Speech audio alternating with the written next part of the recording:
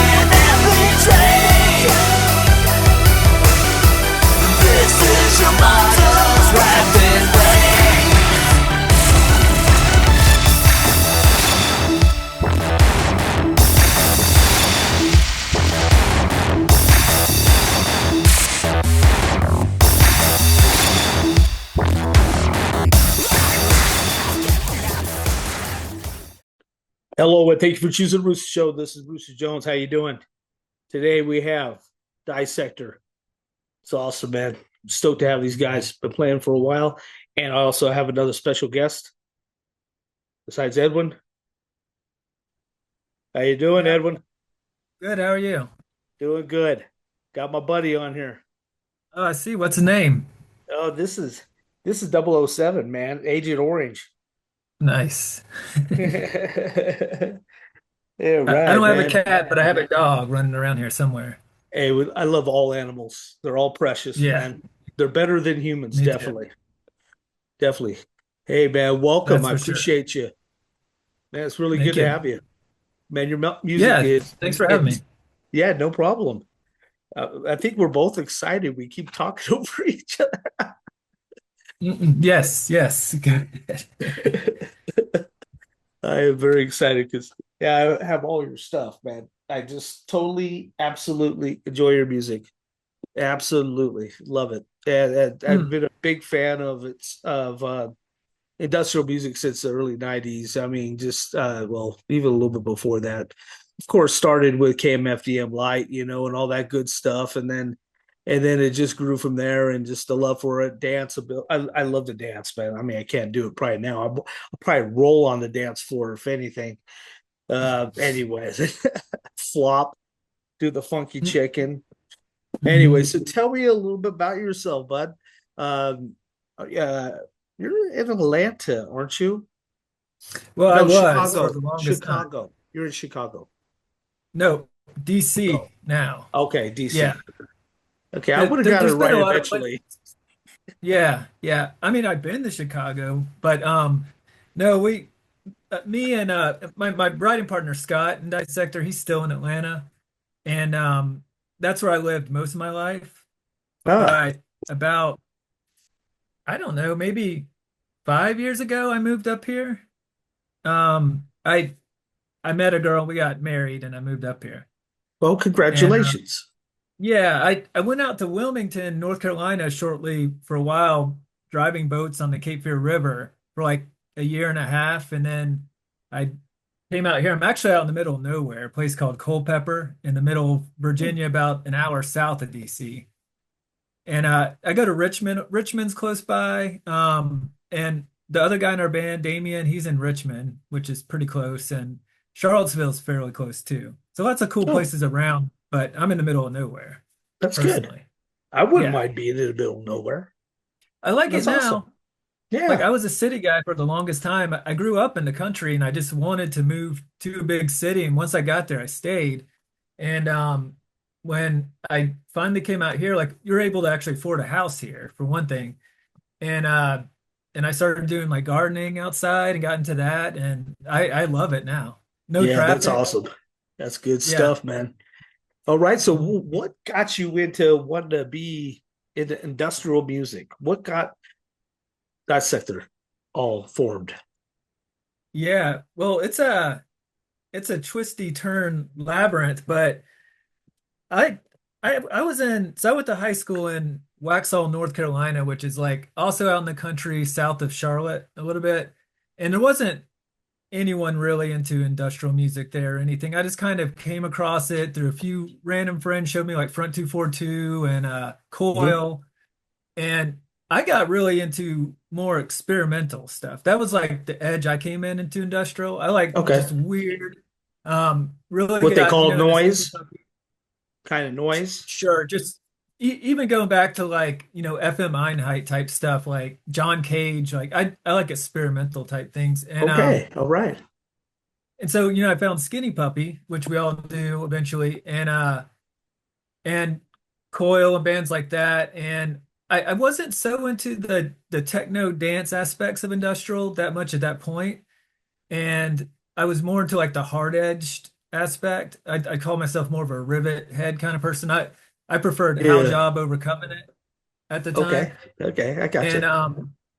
so I was just really in that. Not I experimented trying to make a bunch of different bands and trying to figure out how to do it, how to make it. And then got out of high school and I moved to Atlanta. And then I met other people there that were into industrial music and started a few bands that started and failed. And then the people that are in Dissector, Scott, my writing partner, we became friends before Dissector, and he was playing drums in my other solo project called Alter, which was playing around Atlanta a little bit, kind of local shows. And he'd already started Dissector and got it going. Like he was trying to get that off the ground. And then eventually we both kind of dropped what we do and came together. And he'd already had a little bit of momentum going with Dissector, and but he was just by himself at that point. He was left by Okay. himself. Yeah. No, no way to do like lyrics and music at that. I mean, lyrics and vocals at that point. He's a music guy, Yeah. and Yeah.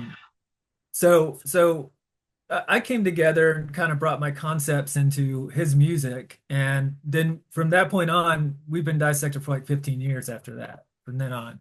Yeah. And so, Sweet. That's awesome. yeah, I think That's, we did like 5 albums together, I believe, and then he yeah. had an EP and an album that came out before, um, Mhm.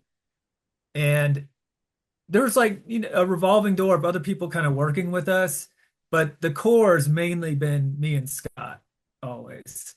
Okay. And Ne- What kind of musical background do you have? uh, I mean, I'm trying to think where it all started. It all started probably with like growing up listening to like my parents like old rock, like psychedelic rock and stuff they listened to, like the I still Doors love and it. Yeah. Heck yeah. Of yeah, Rolling Stones, Pink Floyd, um, course. and watching, MTV with them growing up. And then I got into like kind of what was ever trendy at the time when I was a kid. Like I liked MC Hammer, things like that, Boys to Men. And then I think where really things started to change for me and I started really going in my own music direction was when the grunge thing happened. And I found Okay. like more heavier music. Oh yeah. And I started playing guitar then, and all the bands I tried to do before industrial were kind of more like grunge, like kind of punky bands, Okay. and I I played like guitar that. for the longest time. Yeah. I Yeah, like and music like that. I like that kind of industrial actually. I mean, it's more like industrial rock, you know, and stuff like that. yeah, Yeah. I and like but that. then I went through a big phase of getting into I went back to the 60s though, and I got really in 70s and got really into like Pink Floyd and then the Beatles and all that stuff as well. And then jump from there was the slide into industrial music. And Wow. for a while there, that's all I listened to. I cut everything else off, and that's what I focused on. Yeah. I'm a mutt when it comes to music because I Yeah. grew up obviously in the 80s. I'm 53 years old. I grew Mm. up, listening to the 80s and the early MTV. I was there when it first started. Me and my brother, we stayed up for almost 24 hours watching it. Yeah, I mean, when it first started, it was crazy. We just stayed in the bed. Oh, bring me food now. Yeah. One or two. If I could have told her to bring the toilet, I would have. But Yeah. yeah, it was awesome times, in excess. I was big into that and Depeche Mode, Mm. New Order, The Cure. And I honestly I listen to all of them still. I listened to all of those bands yesterday, in fact, at Yeah. work, the Cult and all that. Love the Cult, man. Sonic Temple, when that came out, it blew the roof, man. Mm. But yeah, and then industrial, man. There's something special about industrial. And, just that when Nitzareb, that Total Age came out, just knocked my heads off, and just and I don't know. It just there's a certain connection. I like music speaks to me in different ways. Different types of music speak to me differently. Obviously, it probably does to you too as well. I'm sure it does with all of us. Mm. But when industrial, I just feel that energy, that adrenaline rush, when I listen to good industrial. And that's what your music brings. I think that it brings life, it Mm. brings some power and some depth, and it has some darkness to it, but yet to me it feels like it has some light to it at the end of the tunnel. Mm. So tell me what you feel, if how you would you describe your project to somebody that's never heard it before? Never heard before. That's really difficult. It depends on Yeah, what their yeah. music background is a I'm little a bit. virgin. I have no idea who you are. Tell me about it. Yeah. Well, I just generally tell people I make music. It's a little bit intense. It's electronic focused. If they've never heard anything, and then I tell them just go check it out, and I just let the music speak for itself. Yeah. Not that I can't write an essay about every single song we've ever done, but I don't know like what good that does to someone that hasn't been exposed to it yet. Like Yeah. if they want to know deeper aspects, then they could ask me, but generally I just want them to try it and get exposed to it first and see what they think. And it's generally been pretty cool. Like people from all musical backgrounds that, I bump into through life and they go and it's nice because I can just say, go Google us, search YouTube and you'll find every Yeah. song. Like, Yeah. um, so I don't have to like figure out how to send them anything and they can just explore as they want to. Exactly. But, but it's, for me and both Scott, our primary focus is to try to tap into to just try to tap into the most honest inner emotion available to tap into at the time. We're really focused on emotion in our music. Okay. That's And good. that's what I like to listen to as well. It's like I don't have a genre of music I listen to. I just if it Yeah. makes me feel something, then that's what I like. And I have every genre probably on my phone. No, yeah, I no. mean I drive my I even wife have a country crazy. playlist. I'm not even gonna lie. Yeah, I have a oh, I've country got playlist. I'm there. I I have it got it. I all. got some. Yeah. Yeah. Yeah. Yeah. Um, it just for me, my priority or my what I have to have is if it makes me feel something, then that's the drug you want, right? You want to feel something. Exactly. Yeah. And that's what when Scott and I are working on a song and he sends me something and it I can feel it, then that sparks me going into my lyrics and then I eventually I can tell a song is good for me anyway when Hmm. I tap this certain point in my writing that I can just it just starts to flow out. And it makes me start to feel something from writing it. And Exactly. you know, Like a that's healing, like healing and all that, and yeah, yeah. I yeah, feel like with every album, the goal, and it's not me that came up with this. It's kind of how I yeah, engage people that wrote concept albums. But like it's the person's attempt to try to go in and fix everything as best as they can, and it never works. So they have to keep going, and you make another album, but you try to reach for that one more time, and you just try to go in as deep as you can and just try to address everything. And that's like, so every time I'm trying to heal myself and it never works, but I'm driven to do it. exactly, And, yeah. and that's kind of where I come from on it.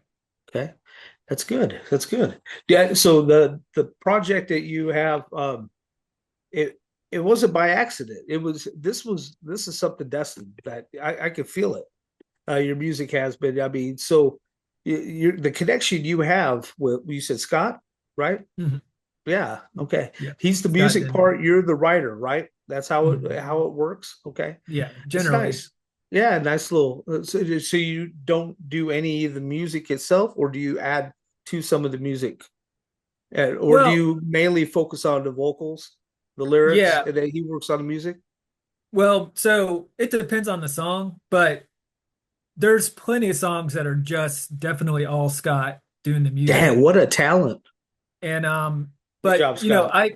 I like to throw samples over the top of things and kind of like try to like, so a lot of the older albums we had instrumentals, and I wanted them to Hmm. kind of say something vocally as well. So if you listen to Applied Structure and Void and the Final Electric Solution and instrumentals in there, they're also weaving with all these like vocal samples. So it's Yeah, like me trying to add narrative to the instrumental. And so I'll do that, and then I'll like also, work with Scott to arrange the order of things so that it can fit song format, like how I'm yeah. writing it. Okay. Um, and then when it comes to like mixing and producing, usually him and I like he'll sit down and do all the mix on a Dissector album typically, but then him and I go in and produce it together and try to Yeah, refine it that and kind of balance it reminds out. me. That kind of reminds me of Bill Leeb's noise unit. That I mean, there's a lot instrumental in that. And I mean, he Yeah. very rarely sings in it. I mean, but when he does, it's more sound and noise and just singing along to the noise. You know what I mean? But yeah, Hmm. that's good. It's good stuff. I like Yeah. it. I haven't heard anything I haven't liked by you guys. So that's a good thing. That's a good But thing. no, I agree. Like Scott's, and Man, part what of a the reason talent. when I started working with him, the reason like, because all my other projects, I wrote all the music. And usually if I was in a band, I was the guy that wrote all the music for everybody else. Wow. And when I started working with him, he was just so fast and did it so effortlessly, such a like natural ear for everything Yeah. that I would just get in the way if I tried to interfere too much. So I just let him run with it, and I take the raw stuff that he would send me and then warp it into a song. Like It figure seems out like it would how be those things very fit. complex to make a good industrial album. I Mm, don't know. It's just like the one I'm listening to. I'm listening to to Be Fed Upon right now. mm. Yeah, and it's intense. I mean, it just seems so complex. Is it as complex as it sounds to write an album like this? It Or is it simple it for you can guys? be. I mean, It it can seems like be. it'd just be a kind of pain in the butt sometimes, you know what I mean? It would Well, be. the crazy thing is the trilogy the trilogy we wrote, Apply Structure and Avoid, the Void trilogy, they ended Yeah, I with listened Negative to that before Resistance. this. Yeah. We wrote that three albums in 3 years. And I don't know how we did it, but it just came out. And it was like in a 3 year period, we did just three albums. And outside of that, it generally takes us a couple years to write something. And some of those are some of the most complex ones. And I don't know why. They just sometimes it just pours out, sometimes it doesn't. And we're kind of a little bit in a hiatus right now because Scott's taking a break from writing, and I've been working on a solo project, and Ah, Started playing a few shows with that, and probably putting out an album this year for that. And but we've got so much work that's like kind of half baked that it's just a yeah. matter of time before he's ready to kick back in, and then we'll have another Dissector album out pretty quick, I think. Yeah, he's But probably working on stuff behind the scenes, not telling you about it, and then he'll surprise you. Yeah, yeah. no, I mean we're pretty up in each other's stuff. Play Like around. we are brothers, like in all senses except for Yeah. blood. Um, I mean he's had a few, like he put out an ambient album that he did with the guy from Dawn of Ashes, Christoph. Okay. Yeah. They put out what was the name of the album? Void I'm, something, but um they put out a full oh, just ambient album that was all analog synths. They did that a yeah. couple of years ago. Hmm. Um and he's had a Not few Void other bands. Chamber. No, Void Chamber. No. It's right on the tip of my tongue, but Yeah. yeah, it's something close to that. I want to say Void Stasis, but I don't think that that's it. Yeah. I don't know. I know. Yeah. Anyways. Okay. Yeah. Okay. Do you feel the dynamics of the band's changed from the very beginning to now? And Um, I mean, I'm sure Scott has because he started this before I was even in it.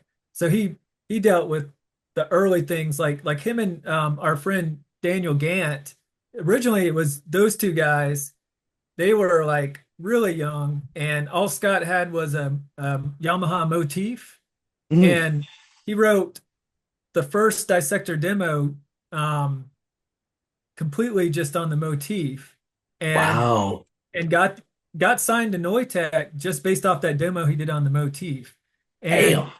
Daniel did for the 5 songs, he did the vocals for it, but then he decided to go to, I think, nursing school.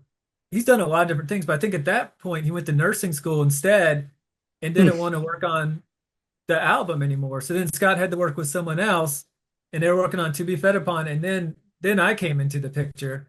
And but since me and Scott have been in it, it's been a very similar dynamic. Like we kind of Yeah. both really respect our lanes. Like he works with me because what I do speaks to him, and I work with him because what he does speaks to me, and it So it you works came together on about this album then to be fed upon right after. right Yeah, after this one? Oh, yeah. okay. That's the Okay. first Dissector album, the very first one that Scott was working on with those demos. Yeah. And then we actually had this Really? guy, Wow. John Okay. Gurdison, who's another friend of ours, and Alan Smith. Those two guys were living in Florida, and Scott like didn't know what the heck to do. He'd written this album, but he didn't know how to mix it. Hmm. And he met them on, I think, like MySpace or something. And they're like, "Yeah, we want to help you work on your stuff." And so he went to Florida, and they mixed To Be Fed Upon, and John did the vocals for that one. Okay. And then right after that, they couldn't work together anymore. So one of those where it didn't work out. Hmm. And so John went on, he went up to New York and like got into like, I think like classic music composition, if I'm not mistaken, last I heard. Interesting. Him and I used to, when he was doing this, him and I were like hanging out every day. So it's kind of funny. I was just, we're always in the same orbit working. And then after that, Scott almost was gonna say just had the one album and call it quits, but he'd written all these songs, and we were working on an album of for my solo stuff together, and he was helping me mix it a little bit. And Alan, a mutual friend, was telling Scott like, "Why don't you let Edwin take a crack at some of those Dissector tracks you've written, see if he can come up with something?" And Scott's like, I guess, like, okay. So he gave me Accelerant, the first song on Applied Structure and a Void, Okay. and I came up with the vocals and lyrics for that like in a day and sent it back, and Scott was like, "Okay, if I do that sector again, you're definitely the new guy I'm working with. I just have to decide I want to do." And then that winter, he called me up and was like, "Come work on some music with me." So we spent that whole winter reshaping the next album, and then we did the third album, then the fourth album, and then the fifth album, and just kept going. Wow. So what's probably the most challenging part of writing music for this project? The most challenging part, I think a lot of people might agree with this. It's not so much the writing, it's mixing. When you're done writing everything, mixing Right. can take for us, it takes as long as writing the album, at least. Wow. Yeah. And it used to be a mess. Like when we did Apply Structure and Avoid, I remember Scott had to work all the time. So we got our friend Daniel, who originally was in Dissector a long time ago. He had just got out of audio school, and we asked him if he would mix our album for us. So me and him sat there and we mixed that whole album. But Daniel was coming into all the songs completely like hadn't even heard them right. And he loads them up and it's 99 tracks. He's like, okay. So I had to sit there next to him and be like, I think there's another bass line there. And like Scott was at work and he'd call and be like, did he get the bass line? I'm like, yeah, got that one. What about the fifth bass line? Okay. And we just went through and it was like, again, it was a mess, like 99 tracks all over the place, every song. Yeah. After that, Scott decided he wasn't going to write in such a chaotic way anymore. And he started like mixing as he was writing more. So when we got to that process, it wasn't as crazy. Exactly. And then Yeah. the last album we did, he mixed everything on his own. We had no outside mixing on that. And he finally got it down. And to me, it's the best.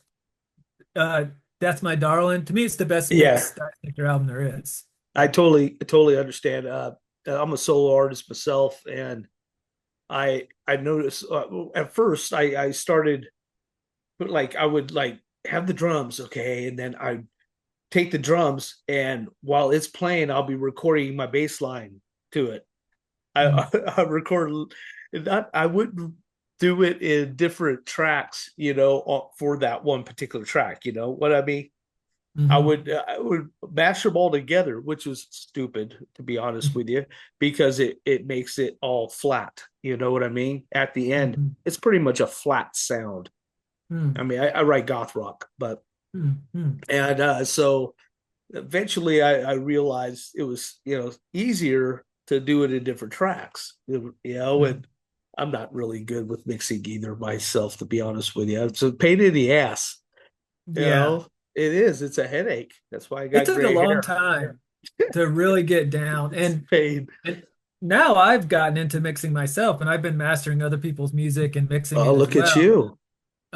But it took, because I've been doing this for so long, like when I got back to working on my own solo stuff, when Scott's Yeah. taking a little hiatus, I realized I'd had all this like accumulated knowledge from the years and like Of course, yeah. suddenly kind of knew what I was doing more. And Yeah. so I went Just and gotta took a have a couple little classes. confidence. And I took a couple classes, audio classes, to make sure I was on the right track, that it wasn't just me thinking I was good or something. And but yeah, I've really got into the mixing part now and Good for production you. part. One of my favorite things now is EQing a song. Like, Wow. I've And- heard that though. A lot of people do that. They go from being a musician, going right to being behind the mixer. You know what I mean? I've heard it from several people. I knew a guy that he has like 100 bands under his belt right now. And before that, he had a couple albums, a punk album and a funky album, dude, that I still listen to today, called Breakfast with Amy. It was funny as heck. Just goofy ass, like psychedelic rock and roll. And then he had a punk band on the side called Fluffy. Fluffy Loves You was the name of his first album. And it was just funny, and he said that he wrote them like a joke, and now he's mixing for industrial punk and all kinds of stuff. And he says he loves it. And it's like, okay. He goes, that stuff I don't even listen to anymore. I'm like, I still listen to it, but going with what you're saying, that he enjoys the mixing more. It's crazy. So tell me, do you have any touring coming up? Any stuff like that? Any big gigs? Well, so when we put out, even before we put out Death My Darling, because that came out, unfortunately, right like 2020, right when COVID hit. Yeah. We did a short tour in 2019 on the West Coast and Texas and places like that, um, to support that album, and it went really good. But we before that, for the Negative Existence album, we toured the U.S. like 6 times on that album, and we just decided like until we put out new material, we're not gonna like put together any big tours or anything anymore. Okay. And so like I'm not going to book anything. I don't seek out bookings for Dissector until Scott is ready to go and we have a new thing that we're rolling out. All right. So And right now you're a studio band more so than playing live. yeah, I would say we're even more kind of like we're in a little bit of a lull right now. While we're both like I'm working on my solo stuff and And what's that, by the way? If you don't it's called mind, Alter. just give us a okay, altar. Yeah, it's the difference between that and Dissector, the idea I had anyway was that while I was waiting for Scott to like kick back in and start wanting to work on some more Dissector, I wanted to put together like a project I could just go play at like a local bar or something and just like play around the area, just have fun with and like Yeah. incognito, just kind of go in. But as I was working on it, it started getting real political and Hmm. it warped so like Dissector, when I write Dissector, it's entirely focused inward. It almost always is focused inward. If there's outside reaching, it's just kind of as a result of going inward. Yeah. This I wanted to try something different, and instead of talking about myself, I'm talking about what I see outside. And so it's very punk influenced, but it's just like a cyberpunk project kind of. Ah, okay. All right. Yeah, All right. electro punk kind of thing. Yeah, I like that. Little bit low tech, but and just kind of very kind of heavy focused and weird and just putting in weird things and um It had a good just turnout so far.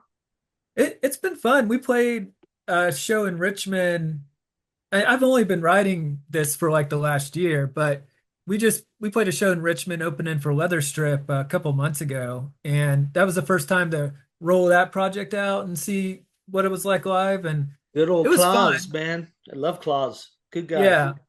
And I just like, it's a little weird because Scott and I played, 100 or more shows together. So I'm so used to having him on stage. So playing without him feels weird, even though it's a different project.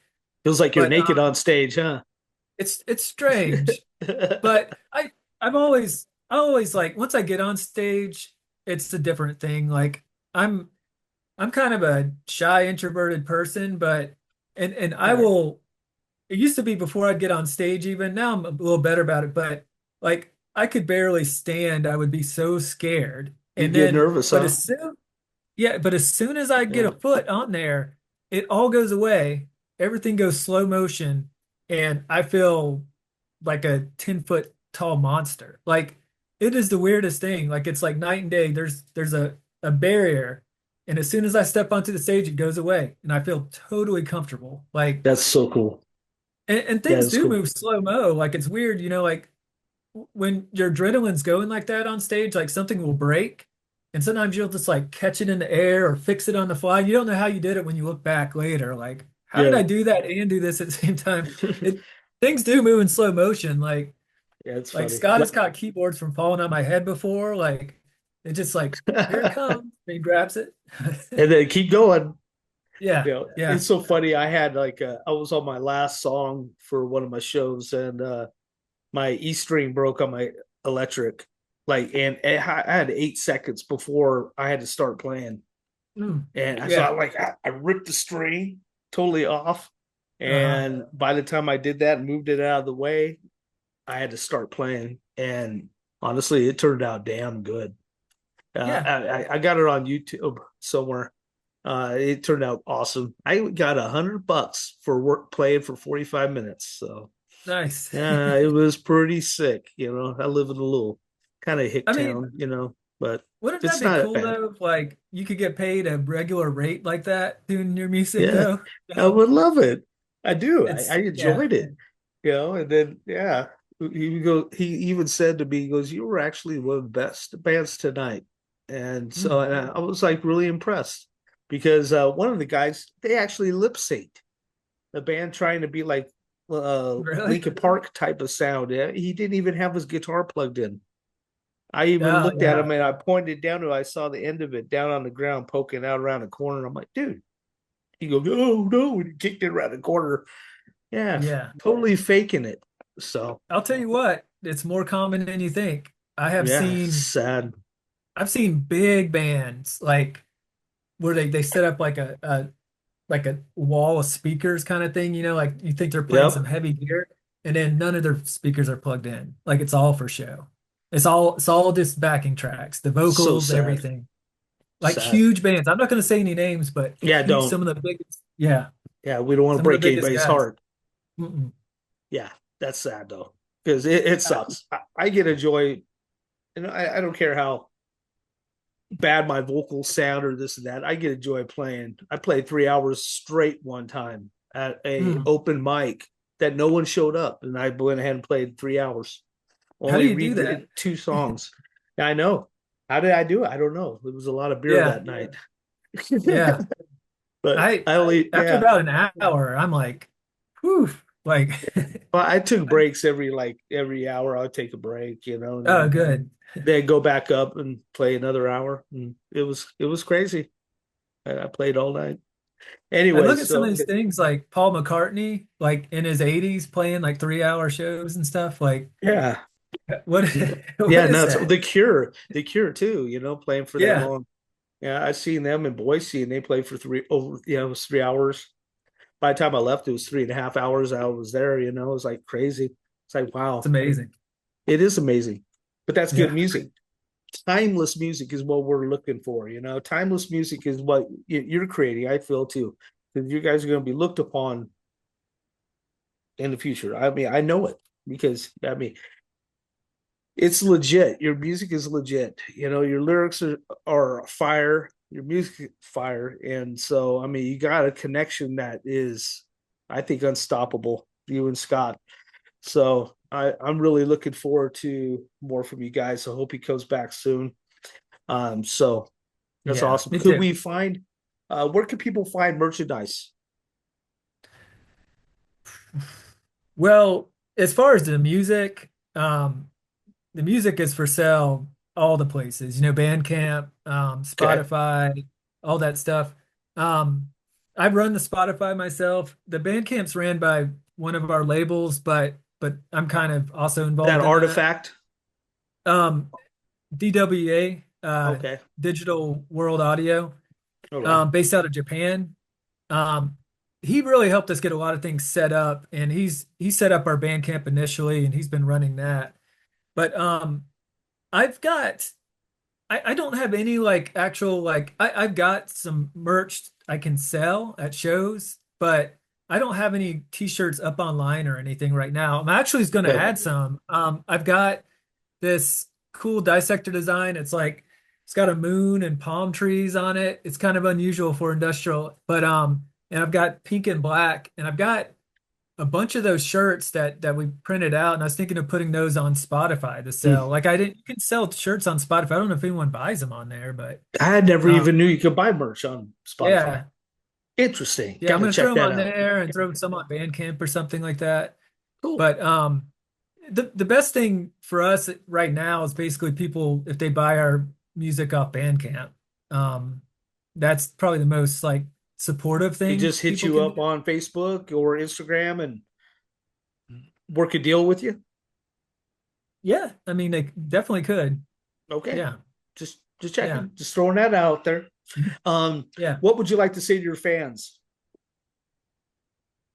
Well, I mean, for the fans that are still there, like I well, okay, I'll say this. I am definitely humbled and touched by how many people I come across that still listen to us. And because I still get our digital residuals, and I see like how much we're being played on Hmm. different websites and stuff. And then, I get like tagged in DJ lists where people are playing our music around the world. And it's amazing. That's amazing to me. And Scott and I both, I mean, we're just like, oh, like every time, like touched by it. It's awesome. But I really just appreciate people sticking with us, and the people that have taken a deeper dive and really tried to understand our music more. Like those are our people for sure. And and I just hope that their patience pays off. I'm definitely going to try to make sure the patience pays off on our next album. All right. They will get that. And all right, Edwin, anybody else you'd like to thank before we end? We have like 2 minutes left. Anybody you'd like to thank that's helped you out with your success so far? There's too many people. I'd miss someone out. Like I'll say like from like every venue we play just about throughout the United States and in Europe, like we still are in contact with all the promoters and those people, and I consider them like, family. Of course, they've helped us out so much, and they continue to help us out. The people at Fallout in Richmond, especially Jackie, like she has just been absolutely wonderful to us. Like, I mean, she's always thinking of a way to like have Dissector be brought back for a little bit for a special show. And she's the one who booked my solo project as well. And those people, I mean, I've heard from some people that are patrons there that we're probably the band they've seen them play the most in their life because we played there so much over the years. That's cool. That's good. But yeah, and there's so many people like Jackie that I just, it's hundreds of names and I'd miss out on them all. I could sit there and write them out. I try to put them in our thank you notes and albums for sure. Yeah. All right. But our family. I can't wait to see my name in there. Yeah, you got it. Hey man, I do appreciate you, Edwin. You've been a great guest, and I can't wait to have you back. You and Scott, come again. When you have your new album, and all that. I'd love to have you guys on again. You're always welcome. This is your home. More rock, less cock here on the Roosta Show. We had Edwin of Dissector, and I appreciate you, buddy. You take care of yourself. Much love to your family. Much love to your dog, and much love to Scott. You take care of yourself, buddy. Much love to you and your cat too. Definitely, man. All right. All of them. Bye, buddy. Take care, buddy.